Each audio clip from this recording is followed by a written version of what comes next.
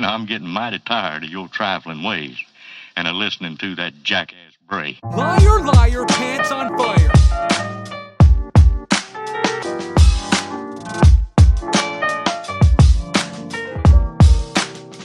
For all time's sake.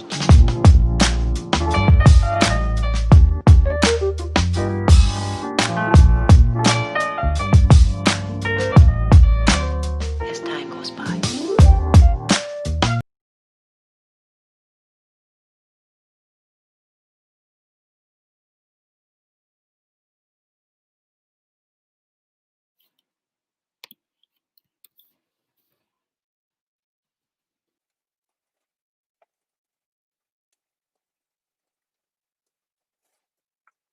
I'm gonna wait for some people to join. I'm shuffling my cards before I finish up today's tarot reading that I'm putting on my Patreon.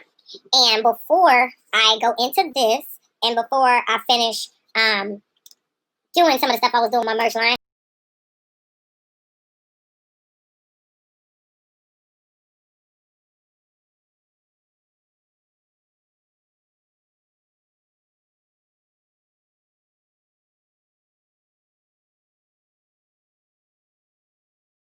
Hey boo, what's up, Mary Me Jisoo?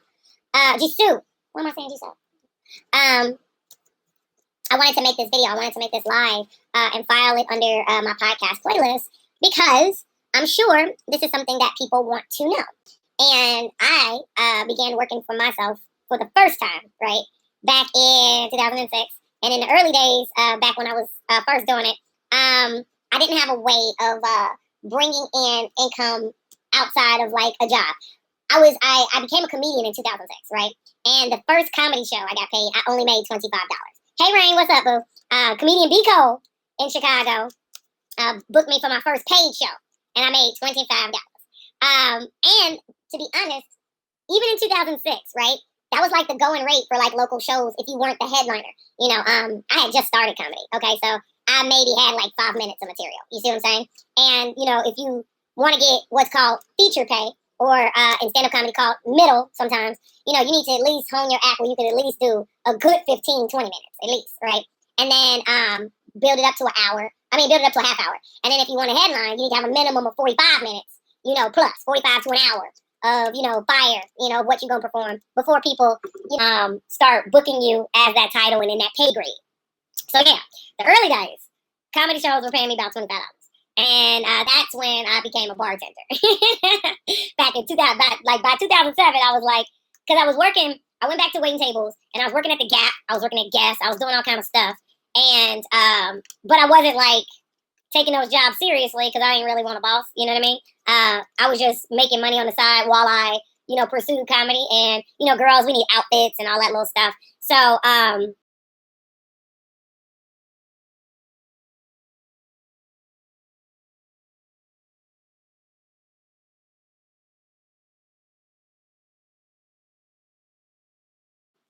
you know, I also needed a fund. I needed some income coming in so I can invest in my comedy career. Oh, by the way, I didn't introduce myself for the new people. Hey, y'all. I've been yapping for like 3 minutes. Guys, I'm comedian Terry around the welcome to my channel. If you're new to this channel, go ahead and give a look, see, make sure you subscribe. Make sure you subscribe to the channel. If you like this video and this content appeals to you, go ahead, hit the like button, share it, tell a friend. If there's anything that resonates with you or you want to show love to the channel, help the channel grow, the digital tip jar is right there. It's Cash App, Pieces Lopez, P-E-A-C-H-E-S-L-P-E-Z. But yeah, so that's what I was doing in the early days. And then by 2007, I was like, yeah, nah, skip this. And I was still serving, but the managers that I was working with at TGI Fridays, they was like, no, we need you behind the bar. You'd do so good behind the bar. And I was like, sure, why not, you know? And back then, it ended up being like the biggest blessing because back then, TGI Fridays, I don't know if they still have it. I haven't worked for them in over a decade now. But they used to have a program where if you were in good standing, you could pick up a shift anywhere, at any store, any city, anywhere in the country. And I was like, what? So that became like awesome because, you know, if anybody's ever worked in a serving business, you know, it's a flex. You have your schedule, you know what I'm saying? But you can call off if you have to. You can switch your schedule around if somebody wants to trade with you. You know, there's like that flexibility that, you know, jobs in other industries don't necessarily have. You see what I'm saying? And so what I would do, especially because in the early days, the money really wasn't all that impressive as a comedian. You know, at best, I was getting $50. And then, you know, as I, you know, sharpened my skills, at best, I was getting like 100, right? So what I was doing was I would book the shows. I was getting people, like, as I was getting referred to places and, getting referred by comics. No, she's good. She's good. You could, yeah, you can book around her. She's good. That type of thing. You get people phone numbers. You get the networking and stuff. And so you book a show out in advance, in cities, different cities. And it's called a run in comedy language. So you book a run of 2 to 3 to 4 or 5 shows the whole week if you could get it done. Just calling around, seeing, who show you can get up on, how much they finna pay, whatever. So then, once I had that set in stone, I would call the TGI Fridays in the area and see if I could pick up shifts as a bartender.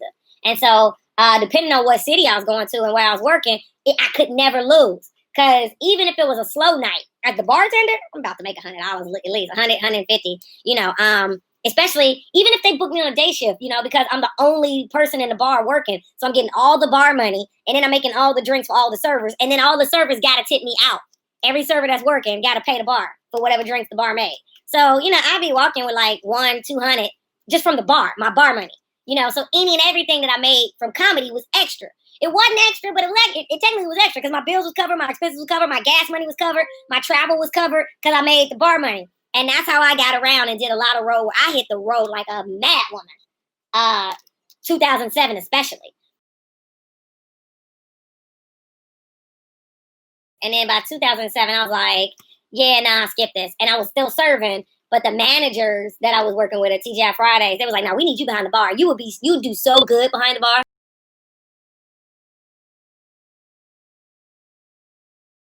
But definitely, like 2007, 2008, all that. And what I learned, and I learned this for a brief period, I was looking into a couple MLMs, that network marketing stuff. Because, I wanted to be my own boss. What up, Amanda? What up, Diamond in the Sky? No, I don't do spells. I don't affiliate with none of that stuff. And while I was doing that, right, I think it was like I was trying to sell Verve, the energy drink. I did a couple of them. I did Body Magic for a little bit, like all this different stuff. Because I wanted to secure an income, but I also, wanted to have my free time.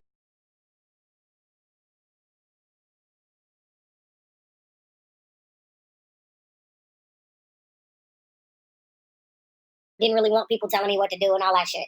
It's not that I have a problem with authority or nothing like that, because, I'm a good employee. I'll be the good employee. Whatever needs to be done or whatever, I get it done as long as you pay me. As long as my name is spelled correctly on that check, I get it on time, and you ain't BSing, we good.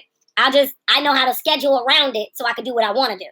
And especially before all this other stuff happens. For the last, it happened once I moved to LA. From specifically 2011 is where I first was able, it was actually 2010. 2010 was actually where I first started to hit my stride with it, because that's when comedy picked up for me locally. That was the year I did that BET play. That was the year that NBC was fucking with a bitch. NBC was like digging my comedy and shit. I was like the semi-finalist on their talent search. And, I was traveling. I was going a little bit everywhere. And I was still making the time to do things I wanted to do. I always made time to go to the beach, things like that. And so, back in those days, Instagram didn't exist yet. And so I would be posting on Facebook and doing different things. And what's interesting about people that's really acting from purpose and following their dreams, they're enjoying what they're doing so much, it doesn't look like work. It doesn't look like they hustling. It just looks like fun.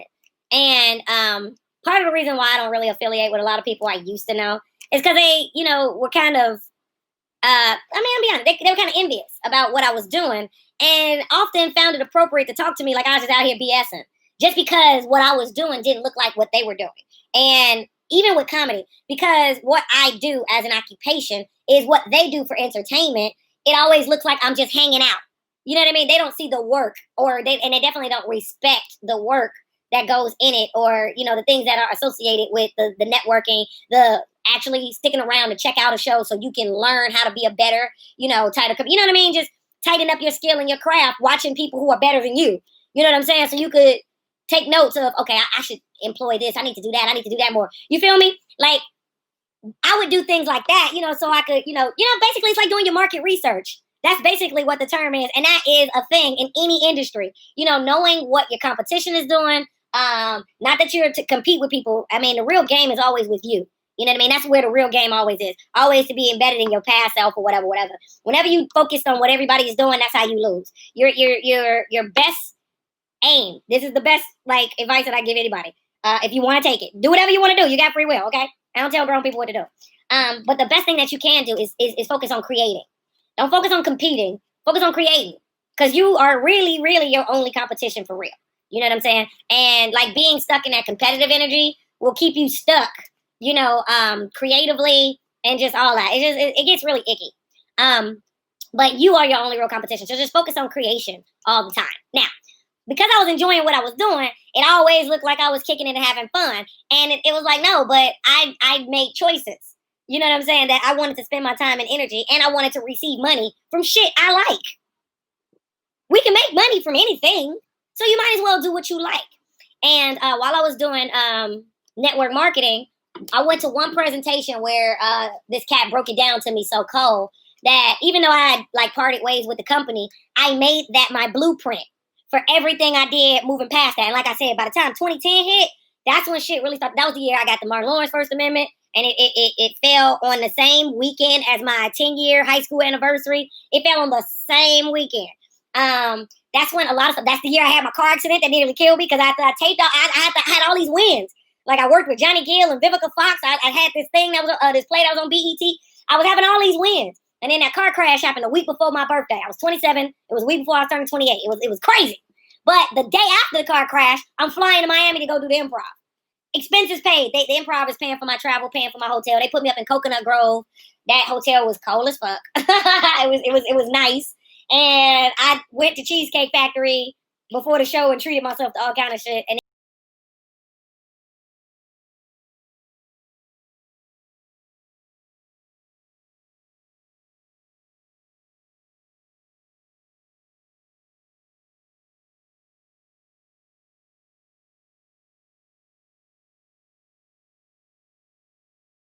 And did the show, showed them my big ass, abused ass ankles, because that accident fucked my ankles up. That's where all this shit came from. And I had my little ball gown on, or not a ball gown, but I had like this DKNY like sundress that was covering up the damage. And I was doing my jokes and being myself. And I was like, oh, y'all think I'm bullshit. And I pulled my dress up. They're like, God damn, bitch, what happened? Nigga, I told y'all I almost died. I had to show y'all that for y'all to give a fuck. Y'all phony. Like, it was fun. And there was dope dealers in the crowd. It was fun. It was great. It's always fun when it's a dope dealer's birthday. Like, he want to make the show about him. Niggas, they just be doing too much. Anyway, so that happened the day after the car crash. But yeah, 2010 was like the big, like, shuffling. Even after I had a huge fall off in 2011 due to, like a relationship situation that went all the way bad. And then I got laid off from my casino job. And my casino job was one of my little hustles because I worked graveyard shift and did what I had my whole day to myself. I was taking calls, doing emails, doing whatever. And then at 7 o'clock, I started my little casino shift, be in the casino. I was working the blackjack tables, the 3-card purple tables, and the baccarat tables. And I'd be in there till like 6 a.m., go to bed. I would go to bed at like 7 a.m. and, wake up at like noon and start my day all over, taking my calls, doing my emails, all that stuff. And, outside of the casino, I ain't had no boss. But the casino was the casino. So it wasn't really, it didn't feel like, as long as you punch in and you show up on time and you don't go to sleep at the tables, they ain't really give a fuck what you did.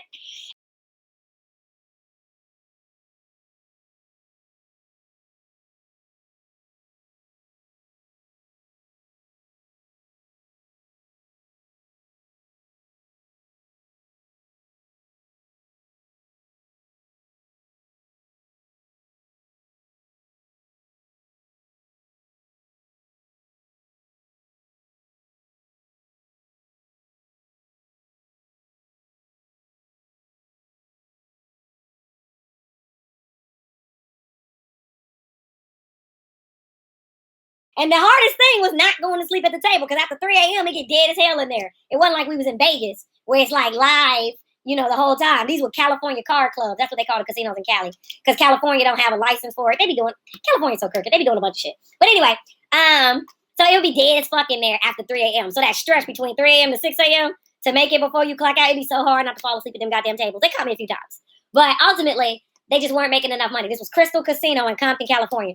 They weren't making a whole lot of money, and they just had to start letting us go. So I got let go And I was doing my Velvet Circus at the same time at the Hollywood Improv. And that was my brainchild. And I was funding that, from the casino and my little comedy hustles that I had going on, my comedy shows, all that shit. And so when I got laid off, and also I was going through mad turbulence with a relationship I was in, a female comic who also got laid off. She got laid off from her server job. We was filing for unemployment together. We was like, well, fuck it, bitch, we broke. Let's move in together and figure this out. And we did that. And that went okay for 6 months. But then she made me get deeper into a hole of debt. I was like, bitch, this was supposed to be a come up. We supposed to be making money. And now I'm in the hole deeper. This is not working. And so I fell off and shit. And in the fall off, I reemployed what I'm about to share with y'all right now. I reemployed what old boy told me from the network marketing group that I was in about, being your own boss and scaling up your bank account from scratch. And also, building your business and how to do that, when you've never done it before, if you've never done it before. Because, you go to school, they teach you to get a job, they teach you all kinds of things, but nobody teaches you how to be an entrepreneur. And if you're fortunate enough to meet real entrepreneurs, people, this is what I do. I ain't never had a day job. I ain't never, you know what I mean? People who really hustle and they don't have nothing else to go off of because this is how it started for them and that's it. They never punched in. They don't know what that means. This is what you do, okay? I know, I got tell us. This is what you do. This is how you do it. This will work in any industry, okay? It'll work in any occupation. It don't matter if you're doing tarot cards, okay? If you're a comedian, if you are a singer, if you're a painter, if you make t-shirts, if you do real estate, if you sell cars, whatever the fuck, it'll work in any industry. This is what you do if you want to be your own boss. This is what you do. So the first thing you do is you start making a to-do list, okay? The first step. Make a to-do list of everything you need to do. Everything you need to do. Petty shit. Clean off my desk. Everything. I got to make the bed. I got to go grocery shopping. I got everything because you're the boss, but you're also a person, okay? And great bosses have balance. You know what I'm saying? They carve out time for their personal life because you got to have work-life balance. And the thing about a job is, well, you know what time you need to be there, what time you got to clock in, what time your shift ends. They tell you that. You see what I'm saying? They give you that. But when you are the boss and it all is on you and you're making the business and you're creating everything from scratch, ain't none of that. You have to do it, okay? So you make a to-do list of everything you got to do. I'm talking about from go to the grocery store, get this, get that. Then, include everything, stuff you need to do for your business. Okay, well, I'm trying to write a book. I'm trying to do this, okay? Put together your to-do list, all right? And then input everything you need to do into your calendar. Whether it's a written out calendar, whether you put your calendar together on your iPhone, in your Google Calendar, whatever. Put your to-do list in your calendar and make your calendar your boss. You see how that works? When it comes to businesses, okay, you have to have income streams. The first thing first, when you're your own boss, okay, sometimes you got to work a little something, little job or something, just to get a flow coming in. You need a flow from something, even if it's mopping floors, okay? You need a flow, something. Whatever it is, tarot readings, whatever it is, you need some type of flow, okay? Tally up how much that makes you so that you can have a ceiling of what that brings you, okay? And then prioritize the things you have to do by whatever's making you the most money. Also, another way I like to look at it too, off of what's guaranteed. You know what I'm saying? And money that you know you're going to get. For example, if we go back to the example of say you mopping floors or whatever, you know that if you show up and all you got to do is mop the floor, they're going to pay you whatever they pay. $2. I don't give a fuck. Just ride with the example. $10, whatever it is. They're going to pay you for it when you show up and mop the floor. Okay? How often and how much time are you giving away to mop the floor? Whatever that is. Okay? Look at the time you're spending and how much you're making. And tally that up so you know what to expect from mopping the floor. And section mopping the floor off as a to-do task. You see what I'm saying? Section it off on your to-do list as a to-do task. Mopping the floor. I got to mop the floor at this time. Mopping the floor going to bring me that. Okay, boom. You got that money, that bag secure, bam. Now, what else can you do on your to-do list? That's towards your goals, your business, things you need to do. And this is something older me had to really learn. Whatever you need to do for self-care needs to go on that list. That time needs to be sanctioned off, protected, and defended. A lot of times, especially depending on what line of work you're in, especially if you're in the healing business or whatever, people have a way of intruding on your personal time and your personal energy. And you really have to defend that time and energy with everything you can muster. Otherwise, you'll be drained, and then what good are you? You can't operate your business. You can't, give service full throttle the way you want to if you're drained. So you have to carve out some time, the gratuitous free 99 space of self-care and put that on your to-do list. But yeah, you put together a to-do list, you input your to-do list into your calendar, and you make your calendar your boss. Your calendar is your boss. You got something to do? Put it on the calendar. Whatever it is, put it on the calendar. That's your schedule. That's your boss. Those are your bookings. Make your calendar your boss. When I was like savagely like picking up shows and work and all of that shit, it was like the same way you making appointments. Okay, so I'm over here, I'm a bartender, I got that from this time to this time, I know I'm gonna get that money, cool. I can go home, shower, change, and I could probably hit the show about this time. Okay, they told me they're gonna pay me about 50. There's another show, I could probably make it to that show if I had them put me up first. If they put me up first, I could make it to the second show, and they talk about they could throw me 52, so that's an extra 100 right there. So then bam, that should be a $300, $400 day. Boom, I'm on to the next. You see what I'm saying? Like, it's, you scale it, you do whatever. Now, I was in my 20s and early 30s. And now I'm at a different stage of the game, especially after 2016 happened. That changed the game to a whole nother level. And that's all I'm going to say about that. And I'm going to be very quiet because I know there's nosy people listening. But once I experienced that, $4,000 days, within a matter of 2 hours, shit like that, where I'm just like, damn, I just got on the microphone and talked and had a good time. Like, this is what I did this for. Damn, we here now. Wow. Like, that type of shit. Of course, I look at my time differently. I look at, building businesses and stuff differently. And so, I'm at a different space with it. Tarot is something that, like I shared with you guys previously, it gives me a whole lot of peace, and I love it, and I really took to it. And the more and more that, like, I've embraced this journey, I've been watching, other people who know more than me, other people who have, been doing this way longer. Like, this is their livelihood, their bread and butter. I watch, and I'm learning from them, like, how they do it, how they make time, what are they doing, how are they making this work? I mean, people are supporting families and living whole lives, you know what I'm saying, doing this, minding their business. They are. And I'm like, okay, church, not only am I going to do that, but I'm also going to do it my way. I'm going to do it with my flavor. I can't be nobody else but myself. You know what I'm saying? People going to know that, I'm goofy. I do a lot of goofy shit. And, I be myself. Perfect Escape, you better get all the way on down. The Brave Stadium bartender. Listen, I'm for real telling y'all what I know, what I live, what I've experienced. I've cleaned up my credit 3 times now. Yeah, 3 times. 3 times. Yeah, because before this last time, I cleaned up my credit twice. And the first time it took me longer. I did it the long way because I didn't know and I was learning as I went. The second time, I did it in a matter of 2 to, no, fuck that. It took me like 3 months because my cousin Debbie, shout out to Debbie. Debbie, I thank you for that. Debbie, that day we sat together in Starbucks and you gave me that knowledge, it really, you helped the sister out. You helped the cousin out. And that, Debbie, thank you. You blessed me with that. I fixed my credit within like 3 months after, because my cousin used to work at MetLife and she gave me some real game and fixed that shit in 3 months. And this go round took a little longer because, I had way more distractions. And I still got some stuff to fix or clean up a little bit better, but it definitely ain't what it was. So yeah, this is time number 3. But yeah, I ain't telling y'all no, I ain't lived and dead. Get you a to-do list. I'm telling you everything from your chores to things you got to do for your business to, carving out self-care time. Make you a to-do list and put your to-do list into your calendar and make your calendar your boss. People be trying to charge folks to do this shit when we can do it ourselves. What you talking about? Like, Tocha, hey, I'm literally telling you how to, this is how you do it. And like I said, the first time I heard that was at like a network marketing thing I went to where, how they be trying to get you to join and be a part of the upline and get your people and then they get the percentage and it's the pyramid and we got it. Yeah. But, and like I said, I parted ways with them, but I still extracted the knowledge and put it to where I wanted to go.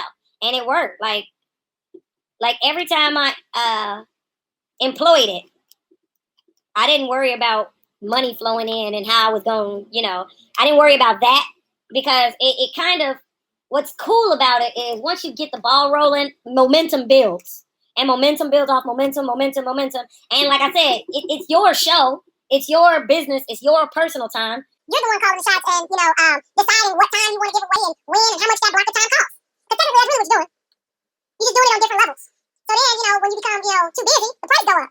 So that block of time is worth more. And, if you're good at what you do, people want you. It's supply and demand.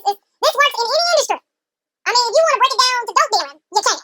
That's all they be doing. But, because that's such an unsafe occupation and, it's a lot of factors, their value of them isn't that high. They go to jail, they get killed, all kinds of stuff be happening to them. But if they're good at what they do and the product is good, people will keep coming back. It works with anybody. I shows getting turned down by like 145 banks and shit. Nobody wanted to fuck with that cafe idea. This shit too expensive, blah, blah, blah. But once that one bank gave him the chance, and people, and it built a reputation, and it built up momentum, people were like, I like this shit. And people got hooked to the product. I remember when it really like was really growing. I want to say this was like, it had to be, I graduated in 2004. Yeah, so it had to be 04-05. When they really started getting like behemoth status. And they were the subject of a case study from this book. Some of y'all may have heard this book. This book called From Good to Great. You know, it's cool to be good, but it's better to be great. And this is the whole book. This is how you go from good to great. And then Starbucks was the case study in that book. This is how you go to good to great. There's a Starbucks on every corner. Starbucks, check this out. They copied Walgreens. I don't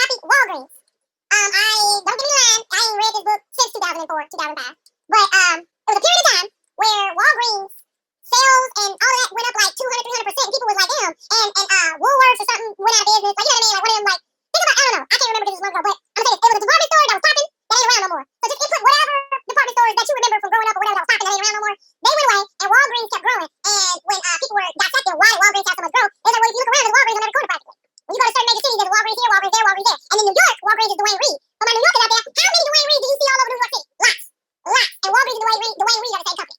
They're the same company. There's a Walgreens on every corner. Practically. You can't go here, there. There's a Walgreens here. In the Virgin Islands. Walgreens. Starbucks copied Walgreens' model. They're like, we need Starbucks on every corner. If that works for Walgreens, that can work for us. Greatness recognizes greatness and takes their cues from greatness. That's the other joke.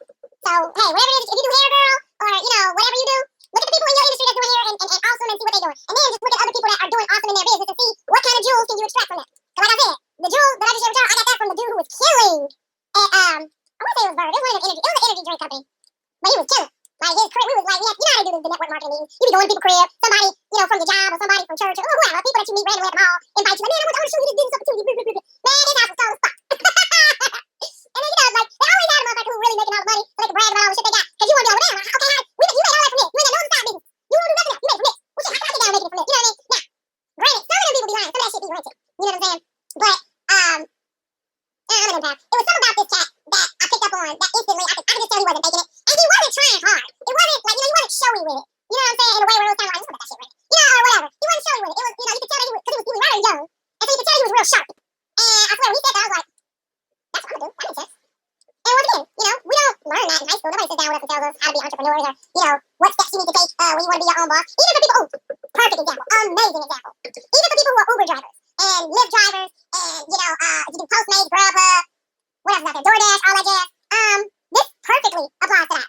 Because technically, what you're doing is you're giving away blocks of your time in exchange for some money, you know, which is kind of what everybody do. When you work a job, that's what you're doing. But when you're in business, that's what you're doing. And when you're the boss, you determine how much your time is worth, not everybody else. So when I used to do Lyft and when I used to do Postmates, I would kill that shit.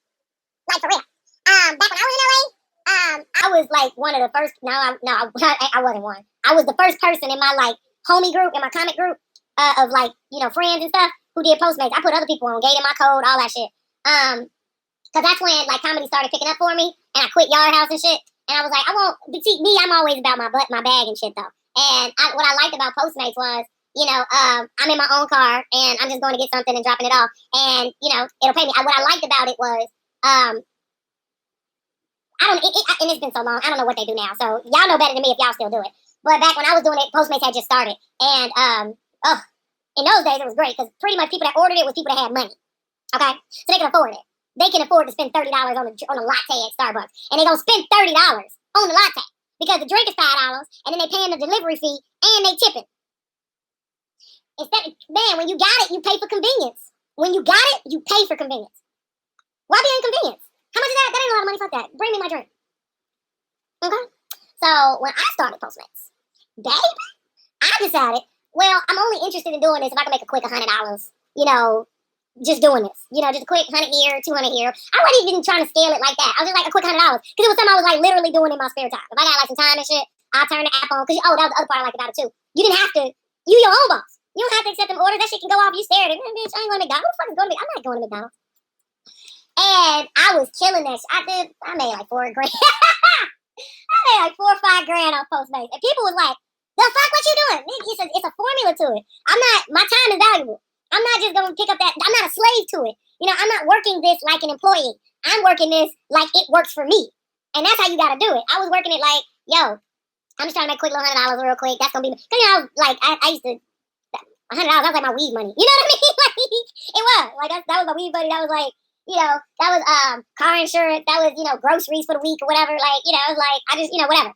So anywho, and hell yeah, when I started Postmates, I was still in Gardenia. Yeah, so my rent was $9.95 a month. A month. And that was just rent. That wasn't the power bill. That wasn't including my gas bill. I had a BMW station wagon. It wasn't including my car notes. It wasn't including my insurance. It wasn't including my cable. It wasn't including my Wi-Fi. It wasn't including my groceries. It was $9.95. And I did that by myself. I did that. So, if I had like spare time, like, this is me. I'd just be doing that. I was like, well, shit, I'll make a quick $100 real quick. So I would only turn this shit on. So if y'all do Postmates and y'all live in LA, this is how you do it. Now, a lot has probably changed because, whatever. Because I know I stopped doing it once they dropped their prices. And then a lot of college kids started ordering Postmates. And y'all know LA is real. LA can be real. Everybody want to be one of the cool kids so bad. So when people learn, oh, this new hot shit, everybody like flock to it. But that's how you get the cheap motherfuckers. That's how you get them overbearing college students that want you to run around like you their personal assistant and they don't even tip. I ain't got time for that. That ain't who the fuck I am. Oh no, baby. I was going to Pacific Palisades getting breakfast because rich people eat breakfast. I remember telling my homie kid, I got my homie Kente involved with Postmates. And I was like, oh man, I made $100 before noon. Nigga, I'm not turning my app on. He's like, where the fuck you going? I'm like, nigga, Pacific Palisades. These rich people eat breakfast.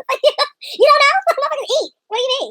I stayed at Pacific Palisades, Beverly Hills, my old neighborhood, Redondo Beach. I was going to Redondo Beach, Manhattan Beach, Hermosa. Man, I ain't fucking with y'all. And I would only pick my shit up from Mr. Chow's.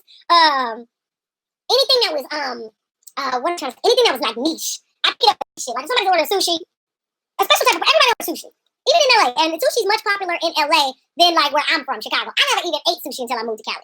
I tried it one time in Vegas and it was like, oh, this is nasty, and never fucked with it ever again. But when I moved to Cali and got Asian friends, they was like, oh no, what you had was some bullshit. You gotta try this. And I was like, this is amazing. Oh my god, oh, this shit we know. I love when people turn you on to something and they know that shit fire and they like watch you like a proud parent when you just being discovered to it. I'm like, bitch, this is fire. They're like, bitch, we know. Why you think we on this? We've been on this. Bitch, you like, this shit is good. So anywho, like if it's sushi, if it's niche stuff, Indian food, if it's like, a specific restaurant that's like cool that, everybody don't really eat there, I'll go do that. Because that means you have a taste for it. You know what I'm saying? It's not McDonald's. It's not something that's common. So you have a taste for it. So 9 times out of 10, you probably willing to pay extra for it because you're feeling it right now. You know what I mean? You got this app. You got something, man, ooh, I wonder if I could get my special sandwich from Blase Skippy Place. And you order it, and somebody shows up like, ta-da, magic. Here's your sandwich from ta-da, blah, blah, Skippy Place. You be so grateful. You be appreciative. Like, ooh, this is, thank you. And then they tip. Child, my tips would be $40, $50, child. The tip. Like the tip part. And I'm still getting paid for the distance. For the way to post. I don't know how they do it now. Listen, we talking about 2015, 2016, and by 2017, I really wasn't doing it like that. I was like in and out. But we talking about 2015, and parts of 2016. They paid you from the distance of where the food place is to the client's house. And ooh, baby, depending on, this is why I say niche. You win with the niches. Dude, when you go get the food from the niche place and you click deliver to place and you see where they live as far as fuck, you be like, oh, bitch, we getting money. Excited. Like, oh, yeah, I'm going to enjoy this. You turn on your favorite music and shit. Be bumping Pop. Be bumping Tupac going all the way to the house. Like, bitch, we getting money. What? I'm getting paid for this distance. If they tip, bitches, I'm going to turn my app off and go to sleep. Bitch, what? Real shit. That's how I used to do Postmates. $4,000 a month, nigga. I was kicking it. How you do that? And then there was people that I turned on to Postmates. They was mad at me because they were struggling with it. And they was like, dude, I'm like, dude, oh my God. Man, the quickest way to get a reject for me is ordering some shit from Chipotle. I did one Chipotle order. The first time it was like, I ain't never doing this stupid shit again. Nigga, let's go get your own goddamn Chipotle. Nigga, I ain't staying here for this dumb shit. Man, look. I was like random, rare-ass seafood places. Yes, I want that. I would even do dry cleaning. Because everybody, in this day and age, like, everybody wasn't ordering shit like that. So when I see like, off the beaten path stuff, because like you tend to get a whole lot of food, you be like floral shop. Oh, it's somebody's anniversary. Somebody broke up. They trying to get back in with their spouse. Let me get that. They're gonna be happy to see me. Like all that little shit. Yeah, I ain't do Chipotle. Oh my God. You want to get a reject so fast? Send me a goddamn Chipotle. Bitch, Chipotle, bitch, Even though I like Chipotle, bitch, that's probably some college kid shit. I ain't doing it. Chipotle, McDonald's, all that little shit. I'm not doing that. I'm not doing I don't work you. You work for me. Or we're co-partnering, but I used to look at the phone like, I would sit there and be watching The Voice. Child, I'd be, look, because I had cable at home, I'd be having my iPhone and shit, propped up in the little dashboard. I'd be watching my programs, baby. I would be watching Empire, whatever the fuck I was watching, whatever my TV show was at the time. I'd be in there watching my goddamn shows, and if it go off, Because, Even if I wasn't doing that, I would be at home watching Empire. Might as well watch Empire and get paid to watch Empire. I mean, especially if it don't take a whole lot of my time. And now I'm gonna go get my nails done. Bitch, I won.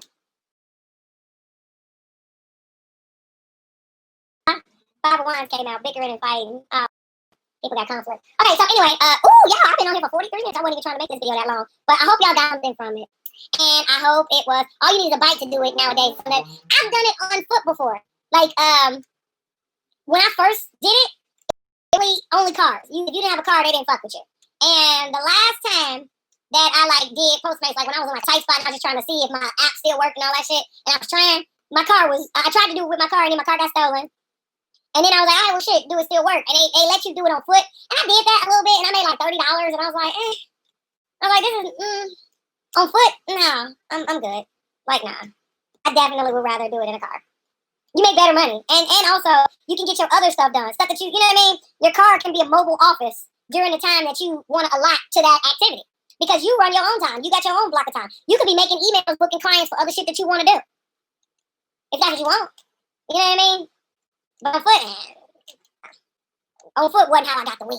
Okay, so anywho, I'm gonna wrap this up. Thank y'all so much for tuning in. I hope y'all got something from it. You know, I just be trying to share things that, you know, can help people. You know, and so hopefully this information helps somebody. Okay. I'm about to finish up today's tarot and put this on my Patreon page, and I'll put a preview of it up here on my YouTube page. If it sounds like something that resonates with you and you want to hear a little more, you can get access to the reading for just $3. Okay, that is a deal. That is a discount. You get access to it for $3, but not just this reading. You get access to all the ones I've done previously, and you get access to my other content on my Patreon page, my exclusive stuff that is nowhere else on the web, and it's all my original content. So you're gonna get lost podcast episodes, all kinds of stuff. And because I put new tiers together, I'm gonna start, you know, engaging people that join on different pay levels. So it's gonna be some written stuff coming, all kind of stuff. But $3 is the minimum to unlock the content, so you can get in cool. And that's going toward, you know, me being an author, getting my book done. So, all right, y'all. Yeah, you said don't go. I'm gonna go. G. I'm gonna go and film this, and I'm gonna film this right here. And then I'm gonna upload the what's it call it. And I gotta get it moving because there's some other stuff I want to get done today. Because tomorrow I'm gonna do a podcast episode on molestation. So that's a deep head topic. And it's a especially with this Neptune retrograde, with the Pluto retrograde, the Saturn retrograde, handling challenges is Saturn breaking a. All right, I'm gonna go though for real. Hey, Sunshine Rain, thank you so much, boo. Yeah, because now we're going into 50 minutes, child. I got to drink my Arizona tea. We got to go. I love y'all. Bye. Thanks for stopping by, y'all. And I'm getting mighty tired of your trifling ways and of listening to that jackass Bray. Liar, liar, pants on fire.